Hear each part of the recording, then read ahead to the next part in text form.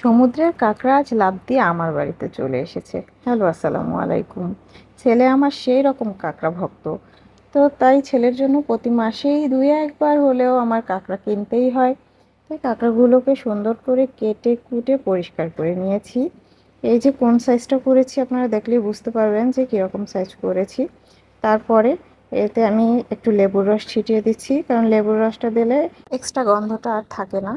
তারপরে এতে আমি অন্য মশলাগুলো দিয়ে দেব। অল্প একটু আদা বাটা, তারপর অল্প একটু রসুন বাটা দিয়ে নিচ্ছি। যেহেতু আমি তিনটে এখানে কাঁকড়া নিয়েছি, তো এই সামান্য পরিমাণেই মশলা নিতে হবে। এখানে আমি একটু গরম মশলার গুঁড়ো দিয়ে দিচ্ছি।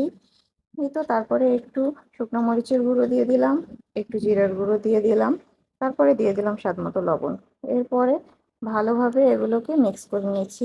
মশলাগুলোকে একটু ভালোভাবে মিক্স করে নিতে হবে। তারপরে 2 ঘন্টার জন্য আমি এটাকে ম্যারিনেশন করতে রেখে দিলাম।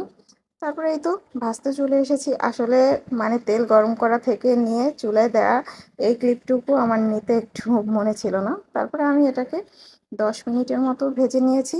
একটু লো হিটেই ভাজতে হবে, তাহলে সুন্দর মুচমুচে হবে।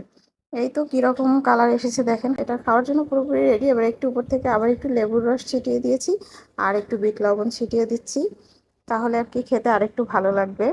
আর সাথে তো সস থাকবেই। আমার ছেলে খুব পছন্দ করে, মানে ওর খাওয়া দেখলে নিজেরই প্রাণটা জুড়িয়ে যায়।